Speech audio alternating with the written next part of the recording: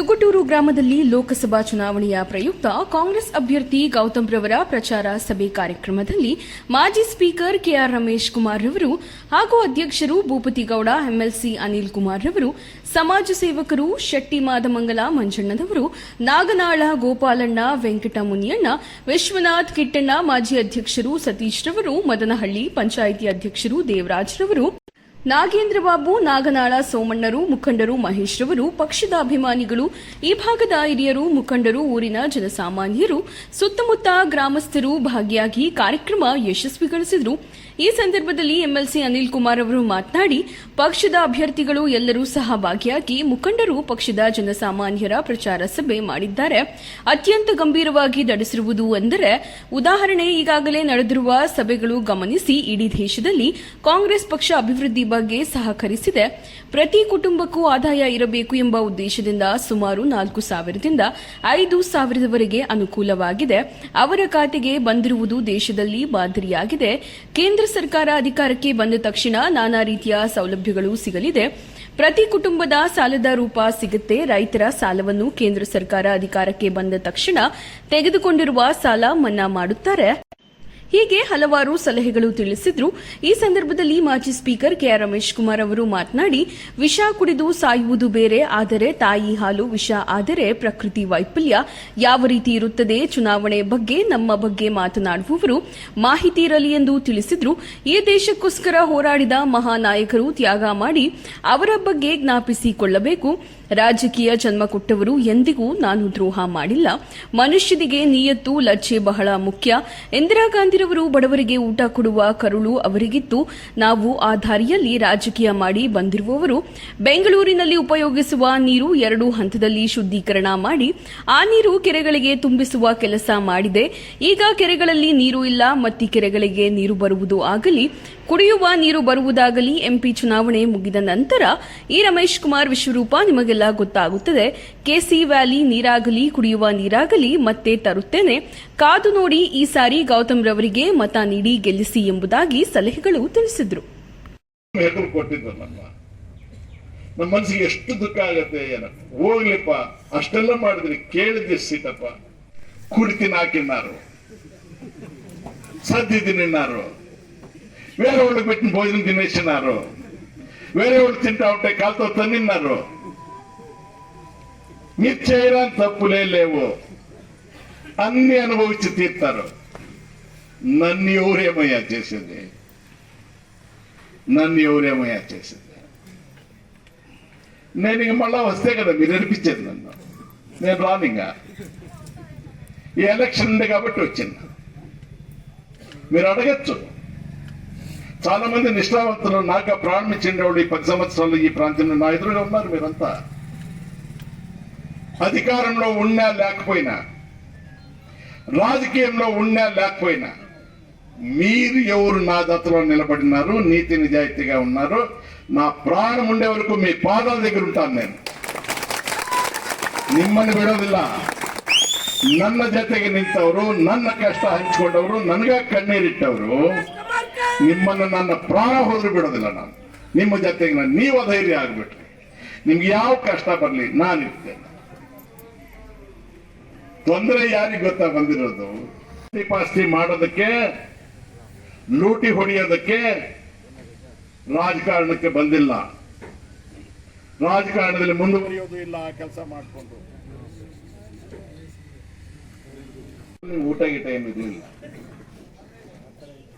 ನೀವು ಇರ್ಲಿಲ್ಲ ರೀ. ನಾನು ಅದನ್ನೇ ಹೇಳ್ತಾ ಇರೋದು. ನಿಮ್ಮನ್ನು ಕೂಡಿಸ್ಕೊಂಡಂಗೆ ಅಂತೀನ ನಾನು. ಆ ತರ ಬಿಂಬಿಸ್ಬಿಟ್ಟ ಆತ. 2013 ಆತ ಏನ್ ಮಾಡ್ದ ನಿಮ್ಗೆಲ್ಲ. ಆಮೇಲೆ ಪ್ರತಿ ಮನುಷ್ಯನಿಗೂ ಕೂಡ ಒಂದು ವೈಯಕ್ತಿಕ ಬದುಕಿರುತ್ತೆ. ನಾನು ಹೇಗೆ ಬದುಕ್ತೀನಿ, ನಾನು ಒಬ್ಬ ಅಂದ್ಕೊಂಡ್ರೆ ಸಾಲದು. ನೀವೆಲ್ಲ ಗಮನಿಸ್ತಾ ಇರ್ತೀರಿ. ಸೋಮಣ್ಣ, ಗಾಂಧಿಯವರಿಗೆ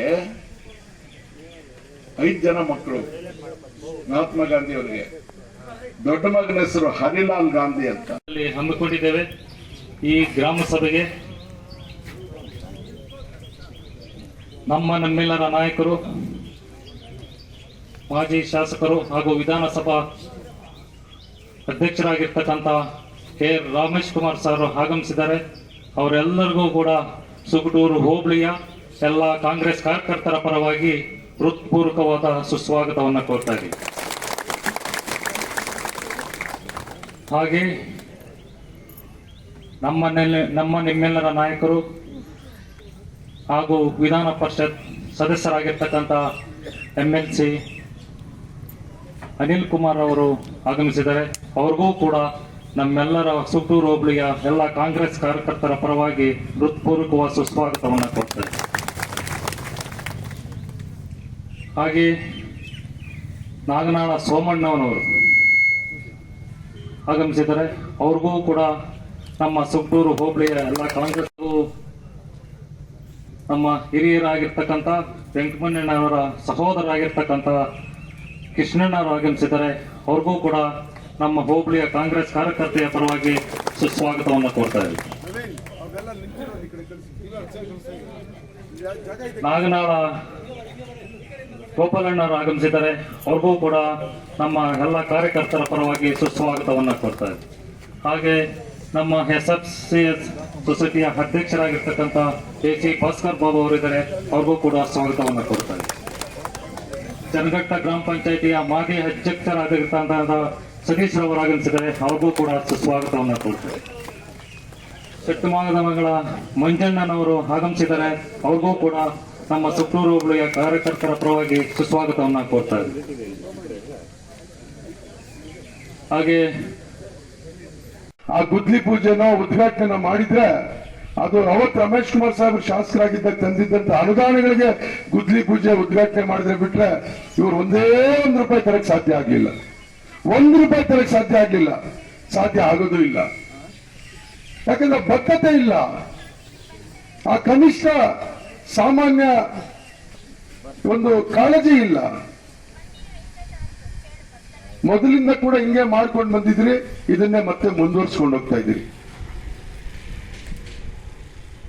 ಇದನ್ನ ಕಳೆದ 2 ದಿವಸದಿಂದ ಬಹಳ ವ್ಯವಸ್ಥಿತವಾಗಿ ಅಪಪ್ರಚಾರ ಮಾಡ್ತಾ ಇದ್ದಾರೆ. ಜಿಲ್ಲೆಯಲ್ಲಿ ಎಲ್ಲ ಕಡೆ ಒಕ್ಕಲಿಗ ಸಮುದಾಯದ ಮುಖಂಡರನ್ನ ಬೆಳೆಸಿದಂತವ್ರು ರಮೇಶ್ ಕುಮಾರ್ ಅವರು. ಅವ್ರಿಗೆ ನೋವಿದೆ, ಹೌದು. ಇವತ್ತು ಯಾರಾದ್ರೂ ಕೂಡ ನನ್ನ ಸಹಾಯವನ್ನು ಪಡ್ಕೊಂಡಂತ ಒಬ್ಬ ವ್ಯಕ್ತಿ ನನ್ನ ವಿರುದ್ಧ ಮಾತಾಡಿದಾಗ ಅಥವಾ ನನ್ನ ವಿರುದ್ಧ ಹೋದಾಗ ನಾನು ಅವನ ವಿರುದ್ಧ ಮಾತಾಡ್ಲಿಲ್ಲ ಅಂದ್ರೆ ಅಥವಾ ವಿರುದ್ಧ ಏನು ಹೇಳಕ್ಕೆ ಸಾಧ್ಯ ಇಲ್ಲ ಅಂದ್ರೆ ನಾನು ಮನುಷ್ಯನೇ ಅಲ್ಲ ರೀ. ಮನುಷ್ಯನಾಗ ನನ್ಗೆ ಕೋಪನೂ ಬರ್ಬೇಕು, ಆವೇಶನೂ ಬರ್ಬೇಕು, ಸಂತೋಷದ ಖುಷಿನೂ ಪಡ್ಬೇಕು, ನೋವಾದಾಗ ಹತ್ಕೊಳ್ಬೇಕು. ಇವೆಲ್ಲ ಏನೇ ಮನುಷ್ಯನ ಗುಣ. ಮನುಷ್ಯನಾಗಿ ಅಷ್ಟು ಹೇಳ್ಬಾರ್ದ? ಏನ್ ಬ್ರಾಹ್ಮಣನಾಗಿ ಬಿಟ್ಬಿಟ್ರೆ ಏನ್ ಮಾತಾಡ್ಲೇಬಾರ್ದಂಗಾರ? ಅನಿಲ್ ಕುಮಾರ್ ವಿರುದ್ಧ ಮಾತಾಡಿದ್ರೆ ಅದು ಅನಿಲ್ ಕುಮಾರ್ ವಿರುದ್ಧನೇ ವಿನ ಅದು ಒಕ್ಕಲಿಗರ ವಿರುದ್ಧ ಆಗಲ್ಲ. ಅರ್ಥ ಮಾಡ್ಕೊಳ್ಬೇಕು. ಯಾವ್ದಾದ್ರು ಒಬ್ಬ ವ್ಯಕ್ತಿ ವಿರುದ್ಧ ನಾವೇನಾದ್ರೂ ಅಭಿಪ್ರಾಯ ವ್ಯಕ್ತಪಡಿಸಿದ್ರೆ ಆ ವ್ಯಕ್ತಿಯ ವಿರುದ್ಧದ ಅಭಿಪ್ರಾಯವಿರುತ್ತಾ ಹೊರತು ಆ ವ್ಯಕ್ತಿಯ ಜಾತಿಯ ವಿರುದ್ಧ ಅಲ್ಲ. ಹೀಗಾಗಿ ದಯಮಾಡಿ ನೀವೆಲ್ಲ ಕೂಡ ರಮೇಶ್ ಕುಮಾರ್ ಸಾಹೇಬರು ಕೂಡ ಮಾತನಾಡ್ತಾರೆ. ನೀವೆಲ್ಲ ಬಸವರಾಜ್ ಅವರಿದ್ದಾರೆ. ಅವ್ರಿಗೂ ಸ್ವಾಗತವನ್ನು ಕೊಡ್ತಾರೆ. ಹಾಗೂ ಮದನಹಳ್ಳಿ ಗ್ರಾಮ ಪಂಚಾಯತಿ ಅಧ್ಯಕ್ಷರಾಗಿರ್ತಕ್ಕಂಥ ದೇವರಾಜ್ ಅವರಿದ್ದಾರೆ. ಅವ್ರಿಗೂ ಸುಸ್ವಾಗತವನ್ನ ಕೋರ್ತಾ ಇದ್ದೀವಿ. ಮಟ್ಟಳ್ಳಿ ಸೊನ್ನೇಗೌಡರು ವೇದಿಕೆ ಮೇಲೆ ಆಗಮಿಸಬೇಕು. ಅವ್ರಿಗೂ ಕೂಡ ಸ್ವಾಗತವನ್ನ ಕೋರ್ತಾ ಇದ್ದೀವಿ. ಹಾಗೂ ಇಲ್ಲಿ ನೆರೆದಿರ್ತಕ್ಕಂಥ ಎಲ್ಲ ಸುಗಟೂರು ಹೋಬಳಿಯ ಎಲ್ಲ ಕಾಂಗ್ರೆಸ್ ಕಾರ್ಯಕರ್ತ ಬಂಧುಗಳಿಗೂ ಕೂಡ ಬಿಸಿಲಲ್ಲಿ ಬಂದು ಪಂಚಾಯತಿ ಸದಸ್ಯರುಗಳು, ಅಧ್ಯಕ್ಷರುಗಳು ಹಾಗೂ ಎಲ್ಲ ಕಾರ್ಯಕರ್ತರಿಗೂ ಕೂಡ ಎಲ್ಲ ಸುಗಟೂರು ಹೋಬಳಿಯ ಎಲ್ಲ ಕಾಂಗ್ರೆಸ್ ಕಾರ್ಯಕರ್ತರ ಪರವಾಗಿ ಸುಸ್ವಾಗತವನ್ನು ಕೋರ್ತಾ ಇದ್ದೀವಿ.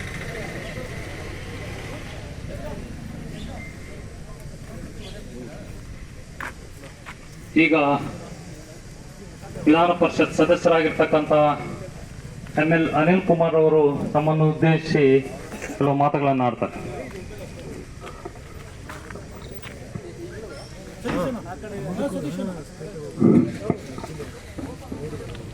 ಕೋಲಾರ ಲೋಕಸಭಾ ಕ್ಷೇತ್ರದ ಅತ್ಯಂತ ಗಂಭೀರವಾಗಿ ತೆಗೆದುಕೊಂಡಿದ್ದಾರೆ ಅನ್ನೋದಕ್ಕೆ ಇತ್ತೀಚೆಗೆ ನಡೆದಂತಹ ಕಾರ್ಯಕ್ರಮಗಳು, ಸಭೆಗಳು ಕೂಡ ಇದು ಸಾಕ್ಷಿಯಾಗಿದೆ ಅಂತ ಕೂಡ ಈ ಸಂದರ್ಭದಲ್ಲಿ ಹೇಳಲಿಕ್ಕೆ ಬಯಸ್ತೇನೆ. ಇವತ್ತು ಕಾಂಗ್ರೆಸ್ ಪಕ್ಷ ಮುಂದೆ ದೊಡ್ಡ ಸವಾಲಿದೆ. ಇಡೀ ದೇಶದಲ್ಲಿ ಕಾಂಗ್ರೆಸ್ ಪಕ್ಷದ ಕಡೆಗೆ ಎಲ್ಲರೂ ಕೂಡ ನೋಡ್ತಕ್ಕಂಥ ವಾತಾವರಣ ಇವತ್ತು ರಾಷ್ಟ್ರದಲ್ಲಿ ನಿರ್ಮಾಣ ಆಗಿದೆ. ಒಂದು ಜಾತ್ಯತೀತ ರಾಷ್ಟ್ರ ಕೋಮುವಾದಿಗಳ ಕೈಗೆ ಸಿಕ್ಕಿ ಸುಮಾರು 10 ವರ್ಷಗಳಾಗಿ ಹೋಯ್ತು. ಅದರಿಂದ ಹೊರಗೆ ಬರಬೇಕಾದ್ರೆ ಕಾಂಗ್ರೆಸ್ನ ನೇತೃತ್ವದಲ್ಲಿ ನಾವೆಲ್ಲ ಕೂಡ ಒಗ್ಗಟ್ಟಾಗಬೇಕು, ಕಾಂಗ್ರೆಸ್ನ ನೇತೃತ್ವದಲ್ಲಿ ಚುನಾವಣೆಗೆ ಹೋಗ್ಬೇಕು ಅಂತೇಳಿ ಇಂಡಿಯಾ ಒಕ್ಕೂಟವನ್ನು ಕೂಡ ಇವತ್ತು ರಚನೆ ಮಾಡಿ ಇಡೀ ದೇಶದಲ್ಲಿ ಚುನಾವಣೆಗೆ ನಾವೆಲ್ಲ ಕೂಡ ಹೋಗ್ತಾ ಇದ್ದೇವೆ. ಕರ್ನಾಟಕ ರಾಜ್ಯದಲ್ಲಿ